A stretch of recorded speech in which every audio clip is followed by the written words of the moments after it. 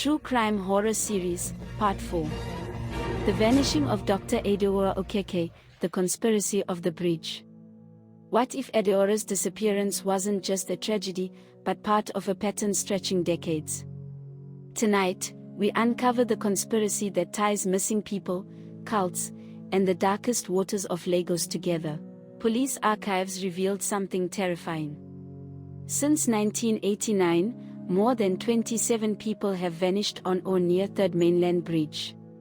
Same details. Abandoned cars. Phones still ringing. No bodies. No arrests. Each time, the cases went cold within weeks. Lagos insiders whisper about a secretive cult known only as the Keepers of the Deep. Stories say they offer sacrifices to water deities in exchange for wealth and protection. Their chosen hunting ground? Bridges. Because bridges, they say, belong neither to the land nor the sea, but to the spirits. In 2003, the son of a wealthy politician disappeared.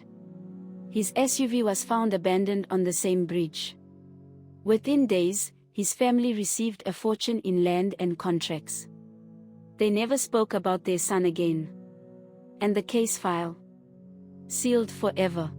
An investigative journalist once discovered an old fisherman's ledger. It listed dates when offerings were made to the lagoon. Shockingly, many of those dates matched the exact days disappearances occurred on the bridge. That ledger vanished the next week. Leaked notes from Adaora's missing diary suggest she believed she was being targeted. She wrote, "It's not random.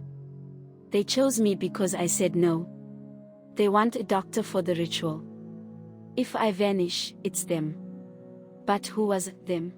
One ex-soldier told reporters he once guarded the bridge at night. He claimed officials ordered him to look away whenever certain black cars arrived after midnight. Men in white clothing would walk out, chanting, and disappear into the fog.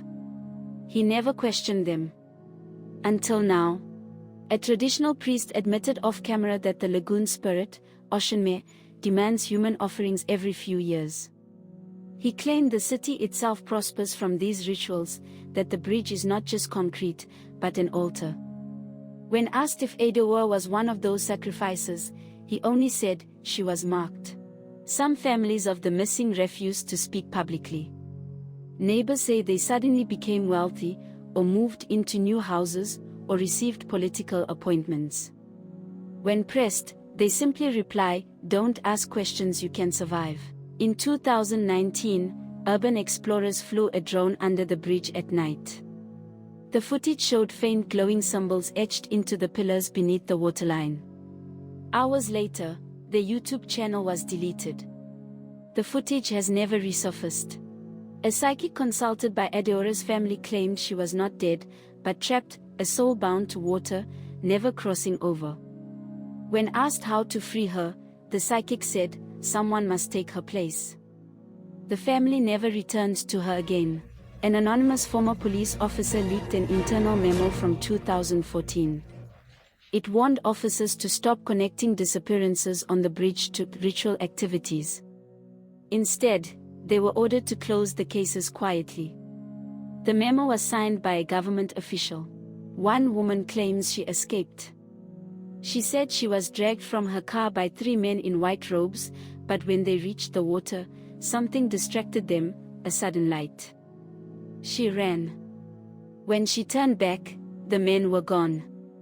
She moved out of Lagos the next day. Every April, someone vanishes.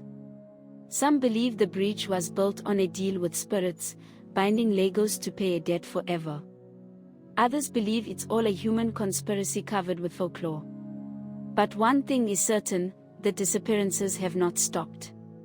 And the question remains, who will vanish next?